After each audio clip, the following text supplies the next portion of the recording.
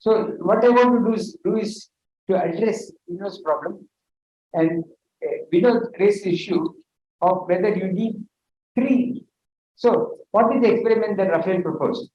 The proposal that he made was that you have a deciduous states rho before some time zero, which is shared by both experimenters, which traditionally are called Alice and Bob. And they both know what the state is. For example, it could be two spin up state, two particle state, up state. You take with that. Then Bob splits off, and in region one, Alice does something which she does not tell what he has done. So this UU, she might make an observation and turn it into, say, root 3 times UU plus plus DD normalized, something like that, by making observation. Okay? Or she may not do anything, may still remain UU. Okay? So she will change or not change it. Some observation will be made in region 1, which will change the state that the UU state which they both knew into something else, okay? Which she does not tell Bob. Then after a certain time, now the main problem is coming here in slide, spatial slides covering a space-like region, that the observations rule in quantum mechanics is that I can, for example, on a time slide, I can make an observation which is global. So it covers, if you make an observation on a time slide, it necessarily involves regions which are space-like separated, because all the points on a space-like surface are space-like separated. So the idea here is that this is the full slice I am writing, and in slice 2, okay, so here we had UU, something happened to the UU here, and in slice 2, and which Bob doesn't know, and in slice 2, some other experiment is done. For example, the experiment here is, on this whole thing may change UU or the original state into something else. Okay. The mixture of UU and DD by this experiment will be changed or may not be changed, will be changed, but it will reflect what it was here and what happened here. It will be changed. And then you look at step 3, where Bob makes the measurement, okay, and Bob is showing that he is space-like going into region 1, but so this region, so the step 3, the region 3, this person is getting an information from here.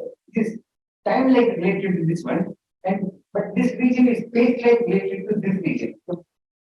So what you have done, so you started with a UU state, something happened to it that nobody knows except Alice knows. Here you make an observation, okay, but the resultant state will depend upon what happened in region 1. Then this information is transmitted. Okay. So we will measure, for example, how much UU is there. And the amount of UU that we says, maybe 50% of the time, mean value up will be seen, maybe 20%, all that will depend upon what happened here. Okay. So what has happened is, this region 1, whether experiment has been done or not, has been transmitted to Bob, who is space-like related to this region 1. So one has transmitted information over a space-like distance, causality violation.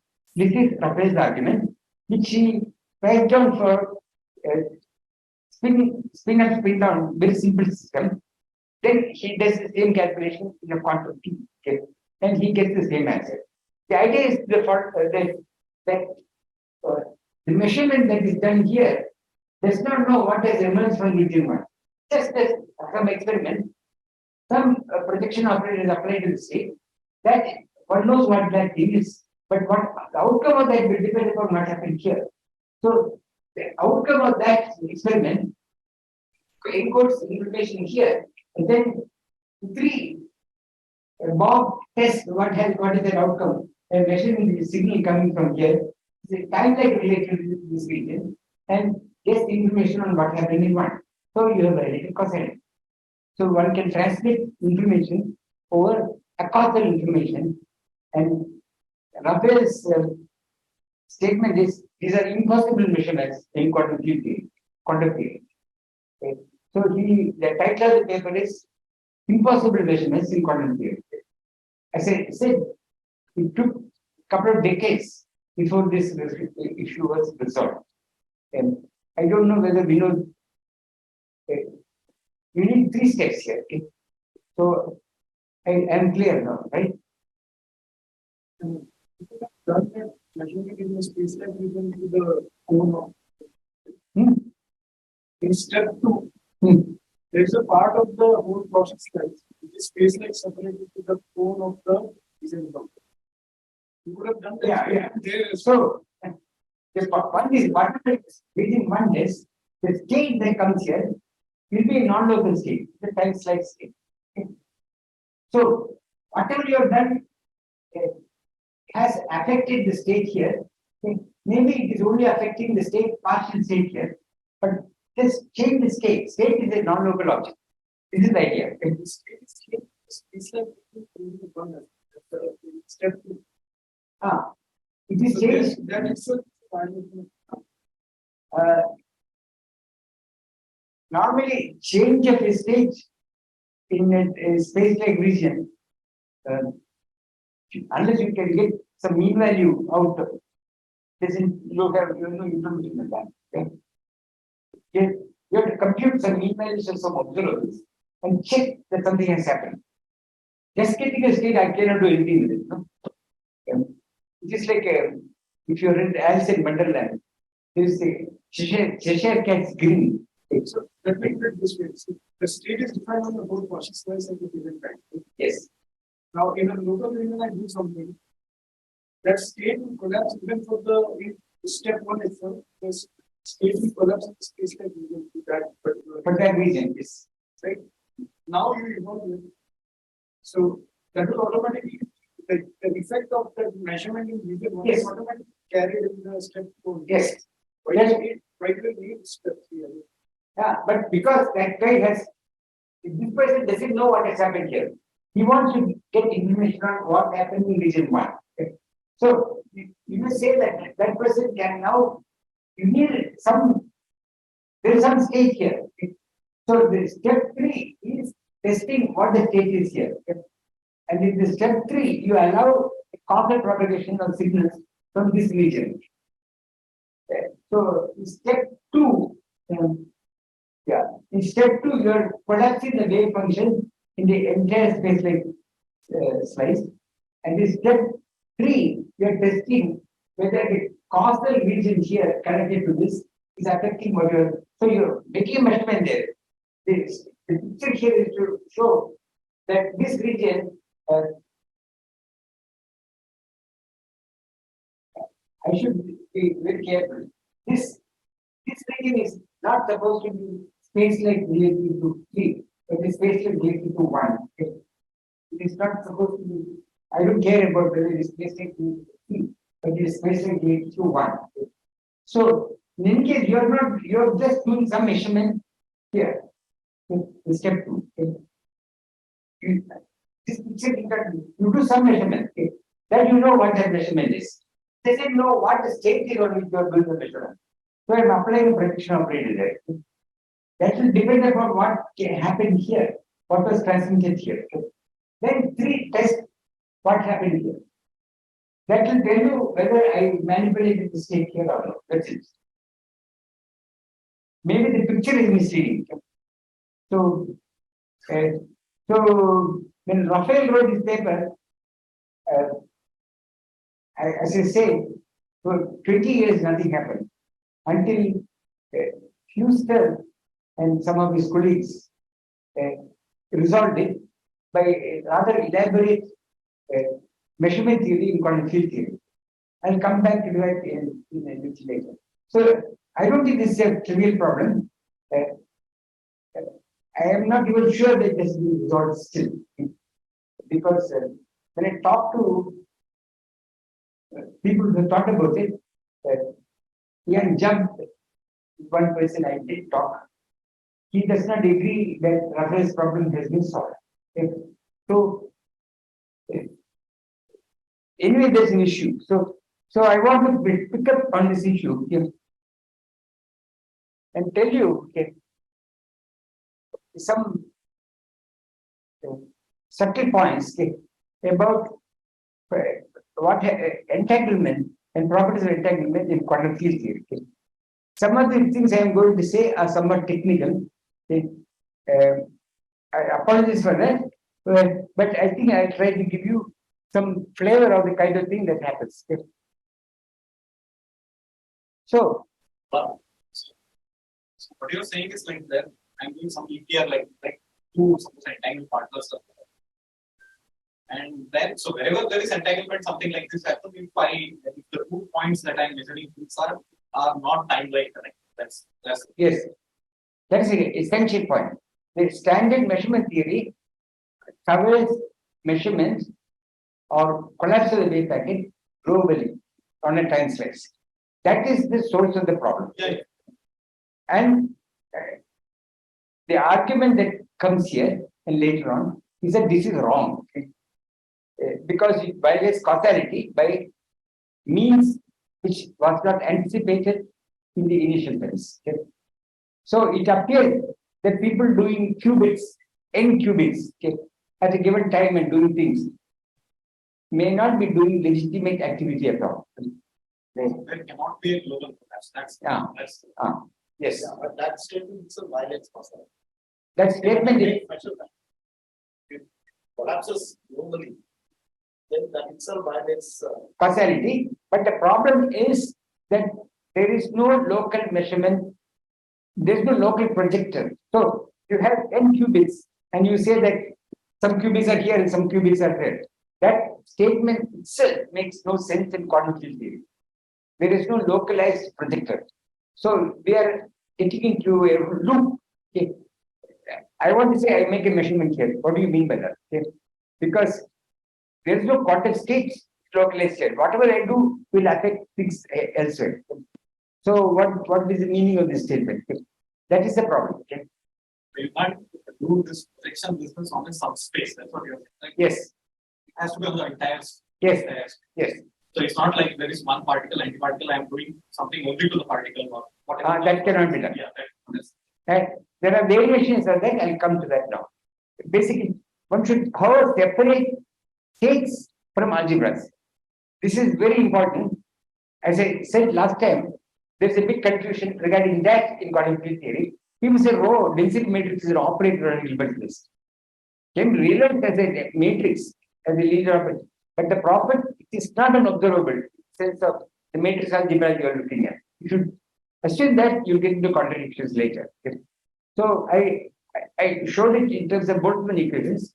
They are not the same for operators and density matrices. There is a sign difference. And by the sign difference, hangs a tape. So right. Density matrix is more like a spade. That's what you're Hmm? saying. It's more like a spade. So which one? Little matrix is the state. yeah. So the state is the dual of the algebra. So the transformation of the dual space is not the same as the algebra. This kind of thing comes if somebody has done, well, maybe coadjuvant orbits. Right? If you have misfortune to handle coadjuvant orbits or Lie groups to find representations, and the algebra is not divisible, then the action, for example, for the Poincare group, the action on the orbit space is quite different from the orbit from the action of the original Lie algebra, because there's no pairing. Okay? There is no invariant metric on the Poincare group, so it acts quite differently. You have to be careful. Nevertheless, there is a theory on how to find all representations of the Poincare group that way. Okay? So one has to be careful about signs. Very mathematic side. The anomalous magnetic moment of an electron is the quantum field. But you do measure How they rectify that I'm not saying you cannot make measurements. measurement related target quantum rules. Yeah, quite. So the problem is that is it. Thereby, hence a tape. We don't have a measurement theory in quantum theory at all. Okay? This is the problem. Okay? We just say we pretend we don't know what we are doing. I gave you examples. Okay? We get numbers, but from the earliest days of Niels Bohr, one has no clear idea of what is measurement. Why? You can see immediately nowadays because I see more contradictions. It's very simple. Problem is coming from the fact that the observables in quantum theory are non-commutative. Okay.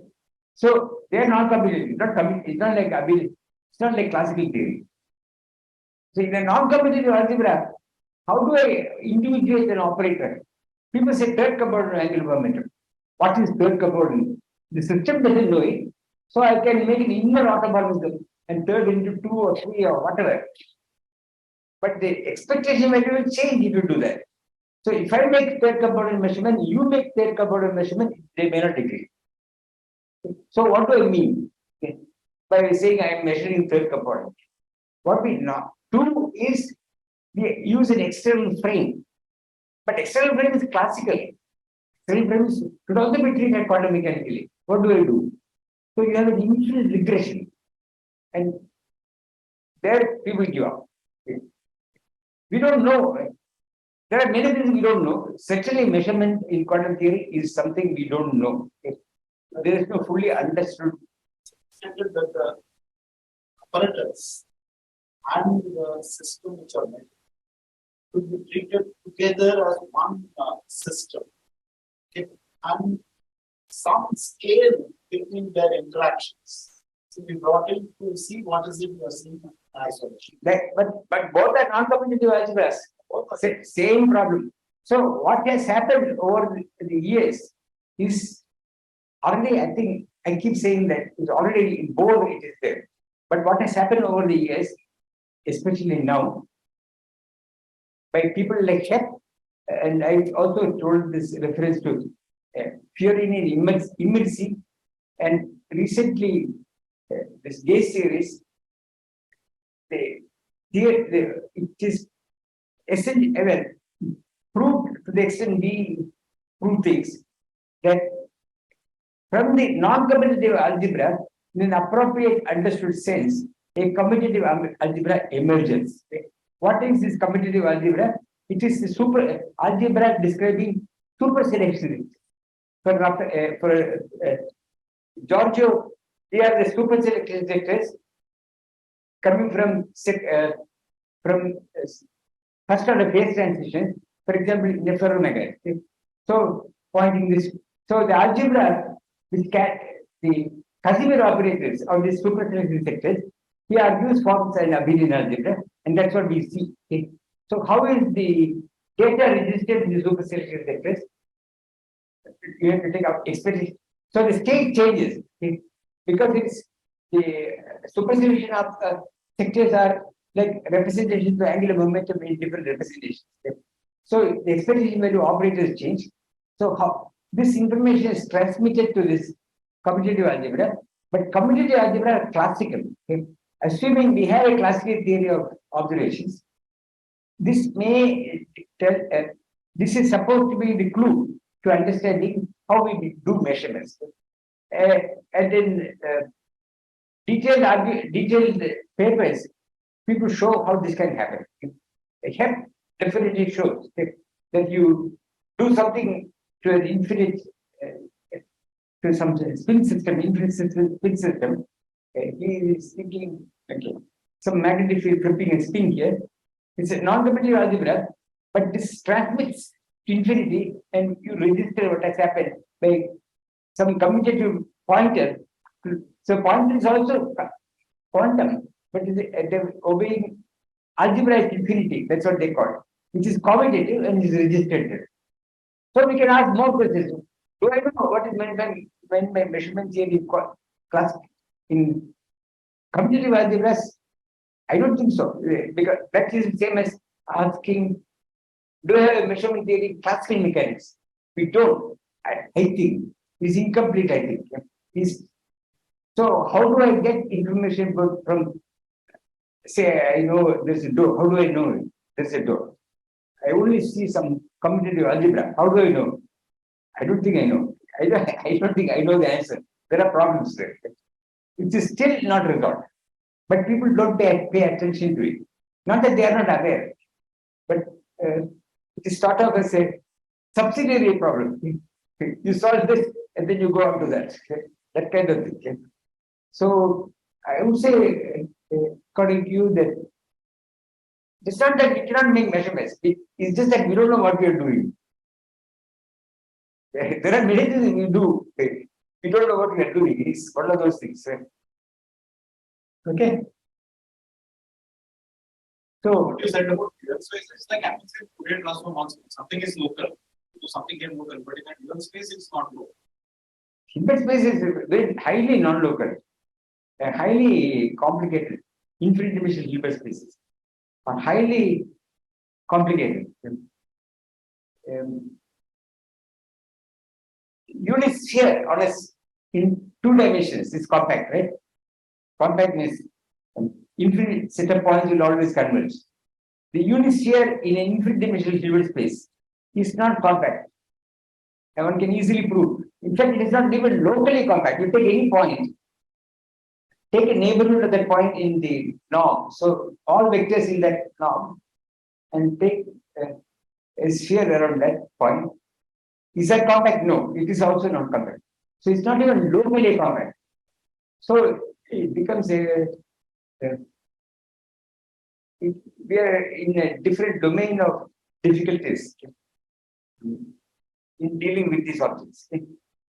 Difficulties, and I don't think they are mathematical proofs. It's just that don't understand. It's not epsilon delta issues. We just don't know what we are doing. But that is okay. In course of time, somebody will find out what we are doing. Yeah. So I think historically we will find out. I think we have to age.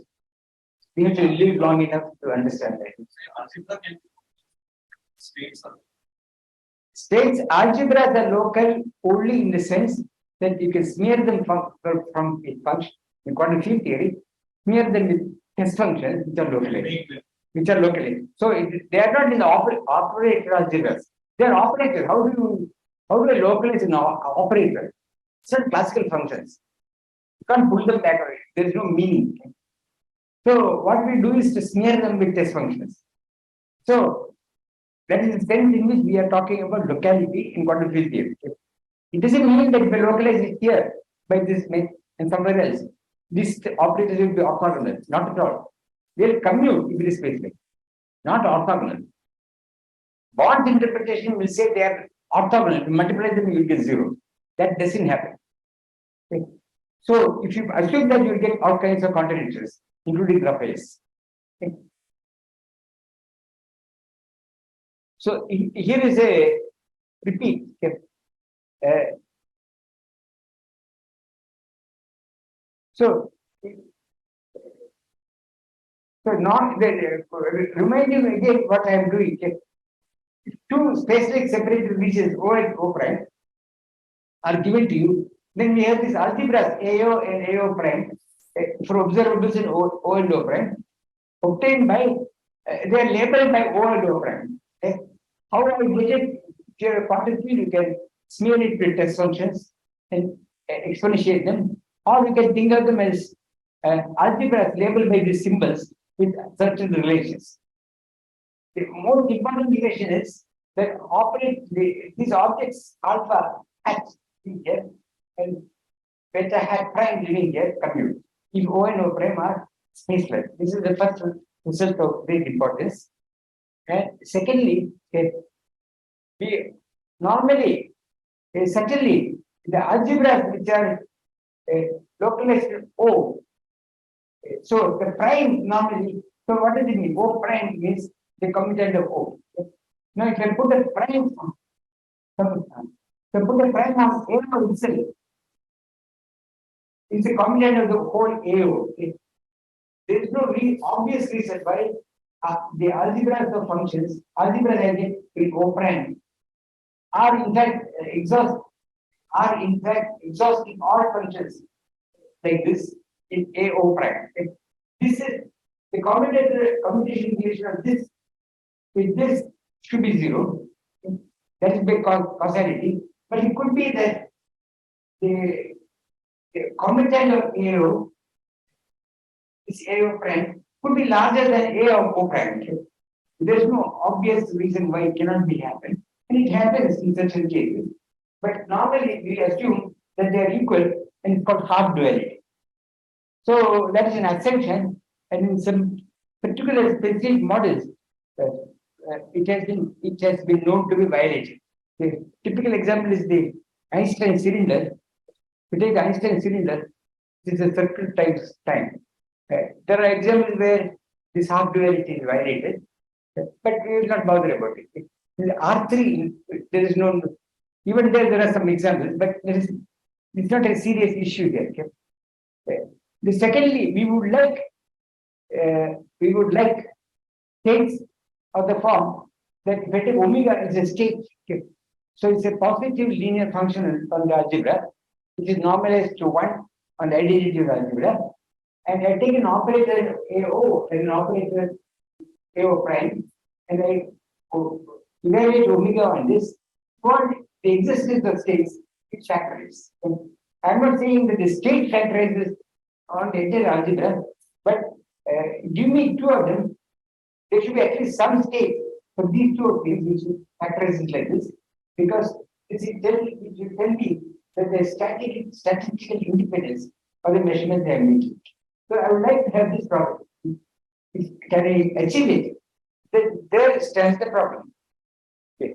As I told you, the Raphael's problem is essentially coming because of entanglement between regions, states in space-like regions, and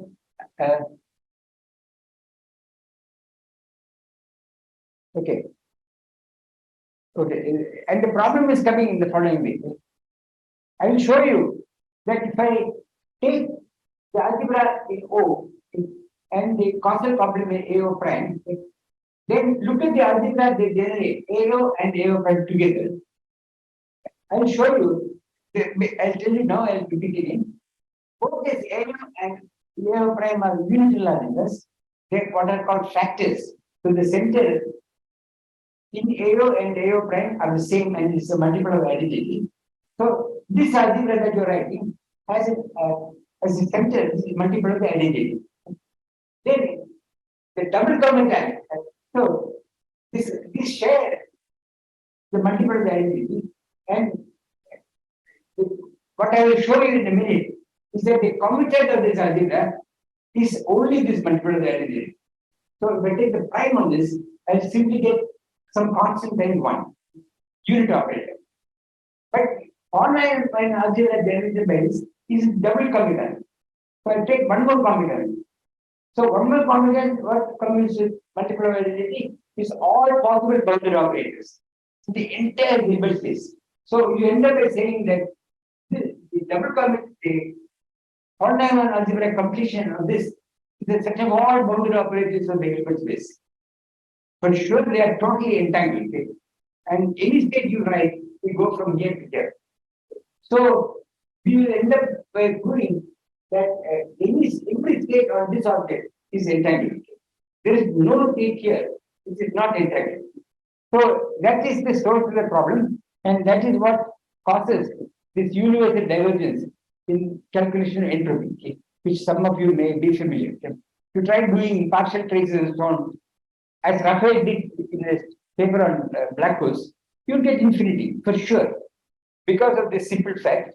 And the recent paper by Vincent Longo, Chandrasekharan, and Pennington, okay, again bring back Raphael's paper, and this fact that it defined this divergence is coming because of this fact.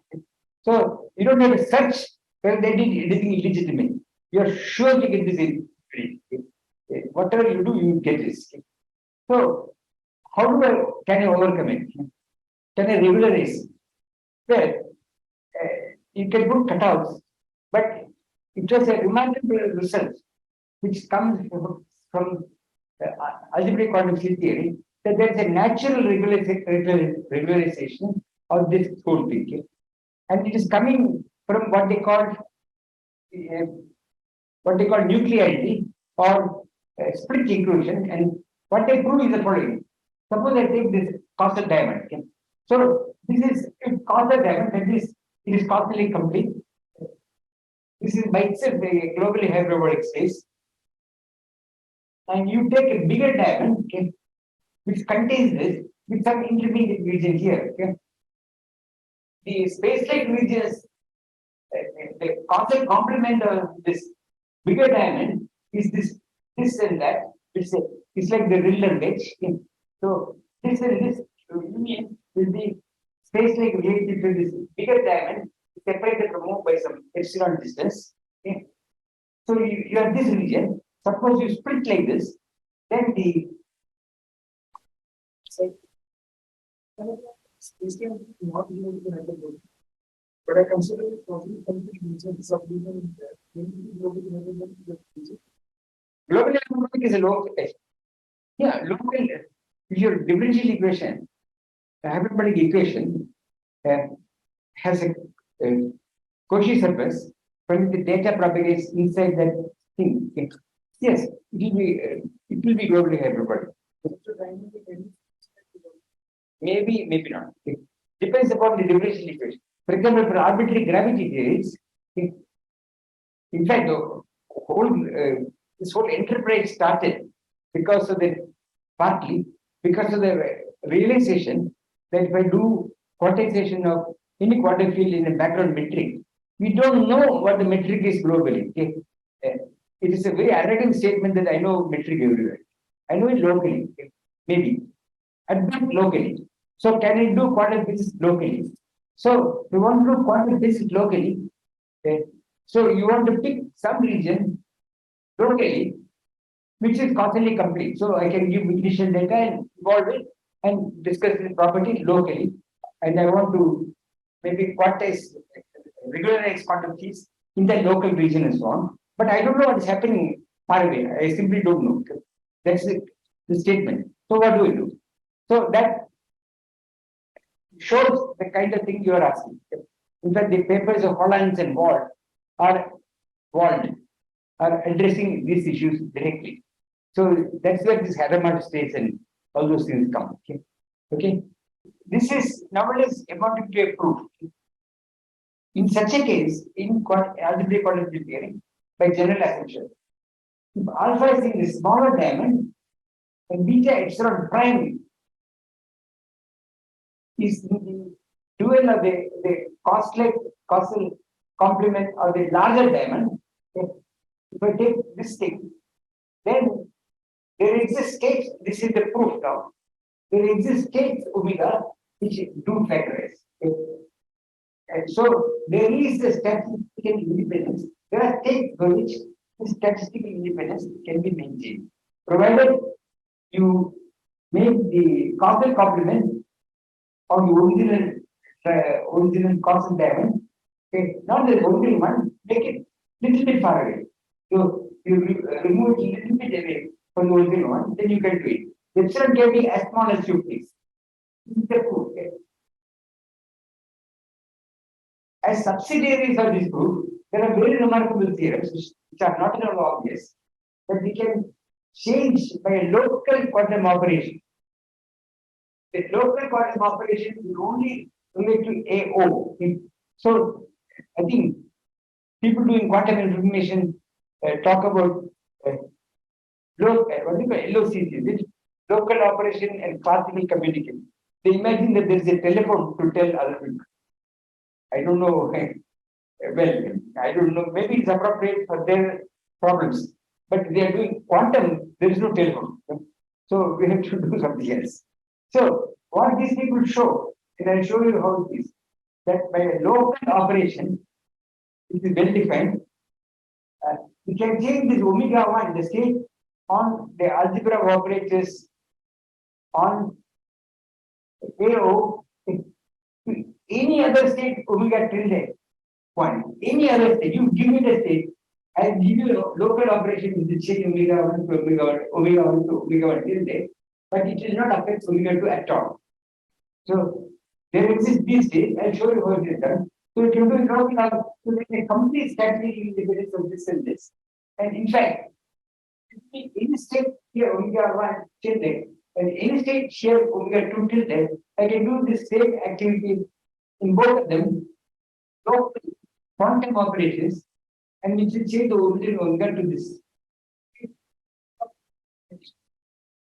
That is the spirit of the separation. Yeah, it's a property of the regularization I have done. Yeah. Yeah. If you remove the regularization, you will not be able to do it. So the regularization is very important, and the issue then arises. By the way, people doing the competitions actually use this regularization, knowingly or unknowingly. And what does it mean? Where does it come from? Physically, I don't know. Yeah. But the mathematical reason why such a regularization is possible is such a thing is possible is coming from the fact that there are two things that is used. They're called nuclearity properties, that the partial function must exist. Okay. So this the trace of exponential minus beta times the Hamiltonian should converge. Okay. This is not obvious. Okay. Because H is not in the algebra, H is not a local operator. Okay. So, but the time evolution is done by this Hamiltonian. So, this equation is necessary. Secondly, it should also have no infinite divergences. So, as beta goes to 0, this object here, beta goes to exponential minus beta h, should not diverge. It grows at most like 1 over beta. Polynomial is in 1 over beta as beta goes to 0. It should not go exponential. The divergence should not become very vicious, as happens, for example, with infinite divergences. So, can happen with infinite divergences. These two properties are necessary. These two properties are necessary. Then the proof of these people, I think, basically beholds and there is also a famous paper by our friend Sergio Doppler and Roberto Longo, and who analyzed this issue. Okay? And then it leads to something called the split property, which is a central thing in all the algebraic quantum field theory arguments, especially when you come to observations. And I'll tell you what it is in a minute. Well, this first thing is something like that. The interactions, if they are not long range, they are local substituting standpoint. It's not a long range system. Then something like that will happen. How that partition function. Partition function will exist in the spectrum. Spectrum on the Hamiltonian does not grow too fast. Right? As you go to high energies, doesn't grow too fast, right? No. How do you go? No. If you go, it does not. It should not go to 0. Suppose the partition function, a spectrum of the Hamiltonian goes to 0 at infinity. Partition function will diverge. Right? Suppose I take this sum, and beyond some nth level, the Hamiltonian has only 0 eigenvalue. So if there's too many 0 eigenvalues, this expansion will diverge. Okay. So it's a question of the degenerate, or each eigenstate is highly degenerate. Then it will again happen. Because then you will get this degeneracy factor in front. And in fact, that we will see that this will happen with projection operators in the local algebras. Okay. So it is dependent on the degeneracy of a particular eigenvalue, both at large energies and at small energies. If this degeneracy is too much, then the partition function will diverge at both ends, and this arguments of these people will not work. Okay. I mean, what I find connected to us that for physics to be local, you need this partition function exists means that like if the No, this I don't know. Why should the partition function exist for locality? I don't know. It will mean that the stat makes sense. If the interactions are low, then you can do a valid partition function and do a stat make. but somewhere you have assumed some spectral properties in the chemical. I don't know what it is. By the way, the standard partition function, if you write it in the for large volume limit, it diverges. You know that, right? So there's a divergence already in the large volume limit of the standard partition function. Then you put up cutoffs and then however then comes this KMX property. Analyticity in some thickened region in time, imaginary time, okay? Imaginary temperature. What do you go? If you make the temperature T plus some imaginary objects, it should converge. Okay? If that happens, you have the KMX analyticity, then one shows that the Indian body limit exists. So there are assumptions whose interrelations I don't understand. How it is related to causality, I don't understand. Okay? I can derive the KMS state for local algebras using the Tomita Takesaki algebras. That is very clearly indicative of causality impinging on this. But standard technique, I don't know. So, I want to make this quotation, which was brought to my attention by some others. I think, but sure. See, in local algebraic ordinary theory, we deal with algebra observables in finite open convex, causally convex regions. And in fact, yesterday there was a talk by Freudenhagen where he claimed that most of the problems which one encounters in the standard quantum theory are getting addressed from these algebraic approaches, but there are certain other issues which has to be tackled.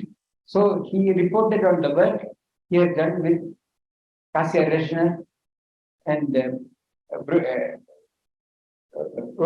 Brunetti and Dush, whom I don't know. And he was trying to see how to do causal perturbation theory, incorporating all these axioms, all the physical assumptions. And he was developing a perturbation series calculation, and he defines what he means by Lagrangian, not a classical Lagrangian, quantum Lagrangian, from which he derives these equations. And there are some equations he writes which probably are worth understanding. Okay. So here we are dealing with operators which are smeared with test functions and exponentiated. Okay. Right. And seem to be repeating that I don't want. Okay. So in quantum field theory, what happens? To remind you, is that in each open region, we have some algebra. Okay. But it happens that this algebra is always the same. Is what they call hyperfinite type 3-1. Never mind what it is, but it is the same. Okay. Doesn't tell what is underlying fields from which it is coming. If you put 10 fields, you will get the same algebra.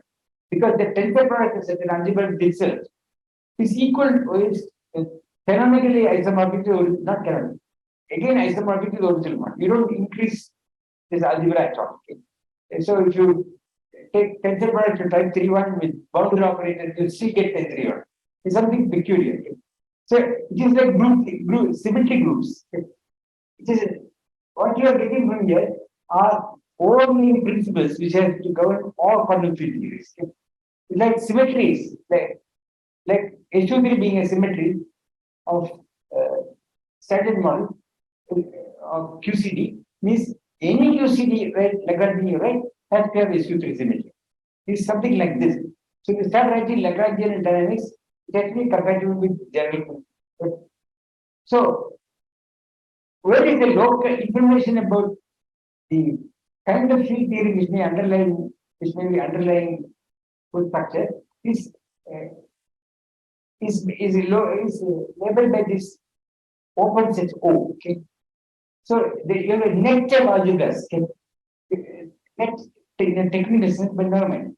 You have a whole lot of algebras which are labeled by this O. And the difference between the different underlying theories apparently comes from the inclusions and intersections of O primes and O's, O's and the algebras which are there. So these O's are spreading out and there are various intersections, all kinds of things are happening. And those intersections, what happens to these algebras in these intersections seems to be coding the information of the underlying quantum field theory from which it is coming. Has it been resolved as of now? No. The answer is no. Okay. So, I think Bert Shaw remarks that the reality of life, this reality is apparently related to the kind of reality which Leibniz proposed, okay, where you have a featureless monad, I think you call it some constituents, okay, and the nature of reality for Leibniz comes from the relationship between these monads. Okay. This is not Newton's idea. For Newton, space-time is filled with matter. There is a material content in space, in nature for Newton, and apparently there was a sharp difference between the point of view of Leibniz and Newton, and it seems that the emergent description of nature from algebraic quantum field theory is closer to Leibniz. So let me give you, as a last part of today, some properties of local algebras. The first thing I told you that these local algebras are of type 3.1, and type 3.1 algebras has no, in fact, no finite dimensional projector. Okay. Every projector in AO is infinite dimensional. Okay. What does it mean? Every eigenvalue of any operator is infinitely degenerate. Okay. Because if they are finitely degenerated, I can take a projection operator out of the eigenspace, I get a finite right projector. There is no such thing. Okay. So there is no analog of microcanonical ensemble for any operator in this algebras. You can't write those equations because they will not diverge because there is degeneracy. Okay. So this also as a footnote states that any pure state or density matrix, there is no pure state rho or density matrix rho in AO. Because if there were, this rho will be of trace of rho will be infinite. But I just told you that it is not, we want trace of rho to be 1, but it will be infinite. So there is no such trace. So there is no density matrix in AO. So where is it coming from? It's coming, we'll see, coming from the split property. Okay. But I'll show you how this happens. So physically acceptable states are coming from outside. So the density matrix states here you have on AO are not operators in the algebra at all. They're coming from outside. Okay. The outside I'll construct but from the split property. Okay. And another property, when you do that construction, you will find something very peculiar. That every state on this algebra is a vector state. So it can be written as any state on this algebra can be written as an expectation value, where this vector is in some Hilbert space, but a corresponding density matrix is not in the AO at all. It's something outside, which I had to find. I'll show you how it is found. You can find it, but it is not in the algebra. Notice that this algebra is acting on an infinite dimensional Hilbert space. There are plenty. They're densely acting, it's irreducible, but there are things. These Hilbert spaces are very vicious. There are stuff outside, okay? And they are coming from there, and I'll show you how to do that. Okay? So, in fact, I emphasize here that this operator I'm writing is a rank 1 projector, so it cannot lie in AO. Okay? Because if it were in AO, it will have infinite it will not be a rank one, it will be a infinite rank. Okay? So I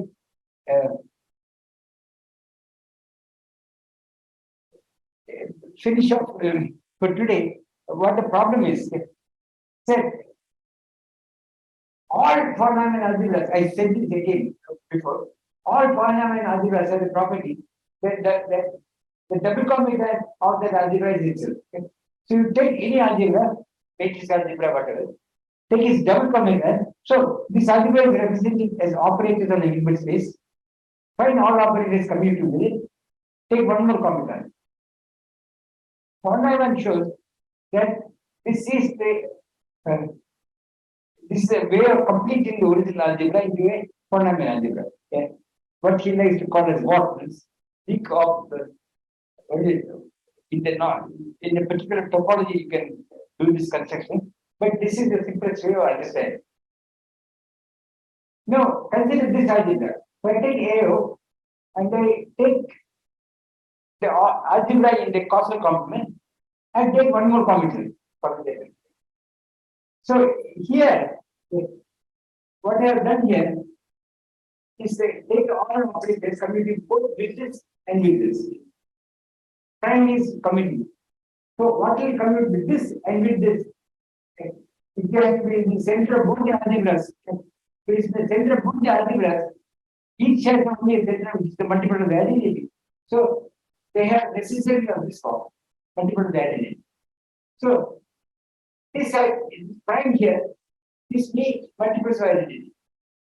To complete what is standing before the prime, I have to take one more commutation. But that will be all operators commuting with multiple of identity, and that will give me all bounded operators on a Hilbert space. Huge. Of which the original polynomial algebra was only a subalgebra. And this algebra is what happens in quantum mechanics. For example, to do particle on a line or harmonic oscillator, what you get is this algebra, with which we are familiar, and it is what is called type 1.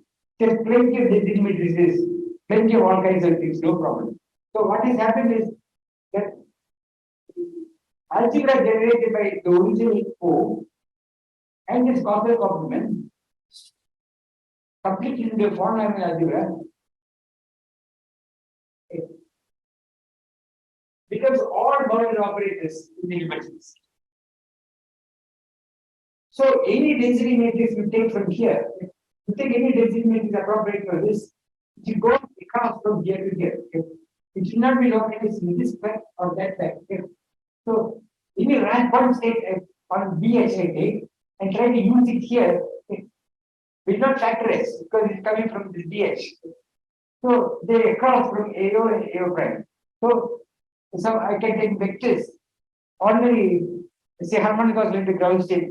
I can take it as a defining the density matrix on the states here, but then it will not be localized in first factor or the second factor. It will go across.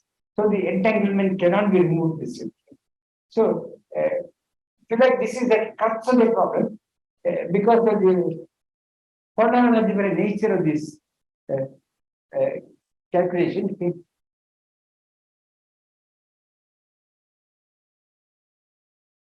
So this we insist on using this. I have no doubt that Raphael is correct, and there will be a subluminal propagation because we will then be applying the rules of ordinary boundary operations of quantum mechanics. That there will be problems. Okay? There will be problems because everything is going from O to O prime. Okay? They are getting intermingled. So one can imagine things going very wrong, and they do go wrong. So the issue then is how to restore causality. Okay.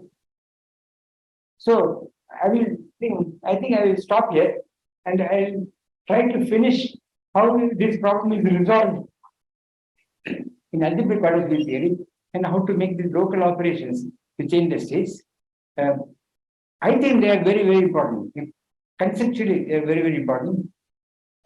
Whether in doing G minus 2 calculations, they are important, I don't know. Maybe not, I don't know. But to understand what we are doing, towards an understanding of our activities, I think they are important. So we will go in that direction next time. Um, this chapter is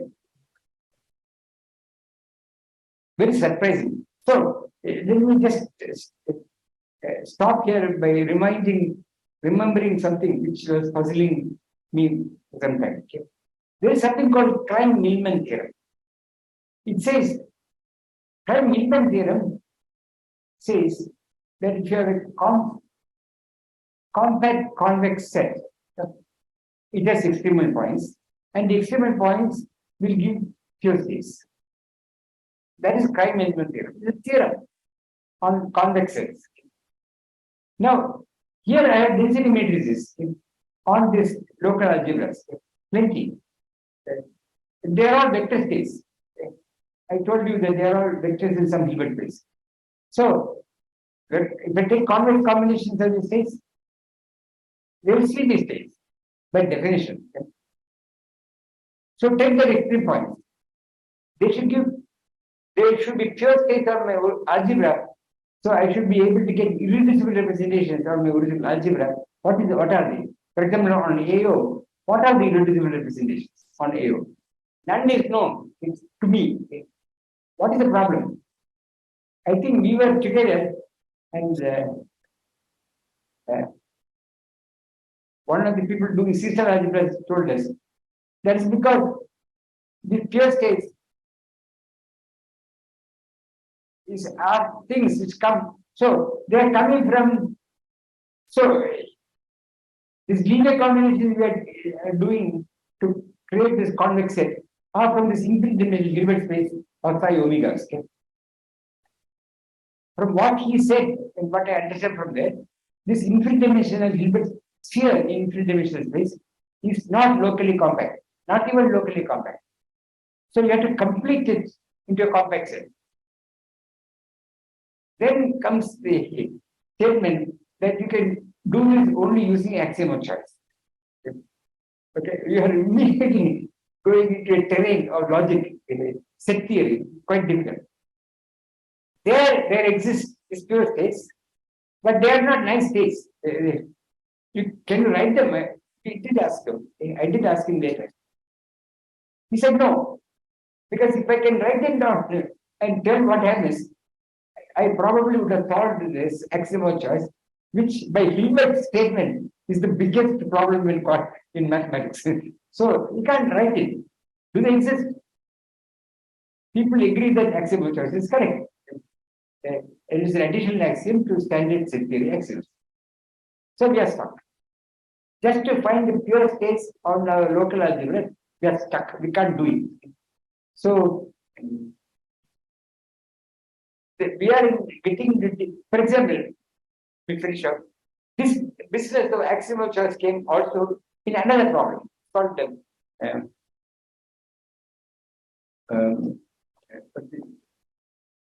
I'm trying to remember. Achya say, Singer, Carrington-Singer theorem. What is Carrington-Singer theorem? Somebody is hanging around. Is there a seminar? I don't know. Maybe at 3:30. So what is Carrington? It is the issue was, because at that time it was a conjecture. Dirac said you can get pure states by diagonalizing a complete set of operators. So Carrington-Singer asked, well, this state is an algebra, is defined on commutative algebra, fine, or the complete community set, fine. Can we apply on all the observables in the full Hilbert space? Yes. But how do you know this extension is unique? Because you're only given at the beginning a complete community set. How do I know there's only a unique extension and it remains pure? It's pure on the commutative algebra. How do I know it is pure on the remaining ones? Carrington-Singer thing was solved only about 10 years ago by quantum information theory. Okay. Those papers are very attractive and beautiful. Lots of ideas from finite dimensional matrix models, grading conjecture and all. But there are finite dimensional matrix problems. Eventually, they confirm Carrington-Singer that that there are pure states beyond what for finite dimensions, what Dirac wrote down will automatically extend as a pure state. That is easy. Even in infinite dimensions, there are pure states. They proved their existence using this axiom chart again and showed that it can be extended to the full algebra remaining pure. Okay. So we were asking, what are these pure states? Then we found reviews where they say that these pure states are of no use to physicists. That plainly says they are of no use to physicists. I suppose they don't fulfill some subjectivity property or something. But I am personally puzzled. Okay. We are going beyond the realm of the standard quantum physics we do. Okay. So what is happening? I don't know. There are many things coming up. Okay. Whether which of them are going to be important, which not, I don't know. Okay.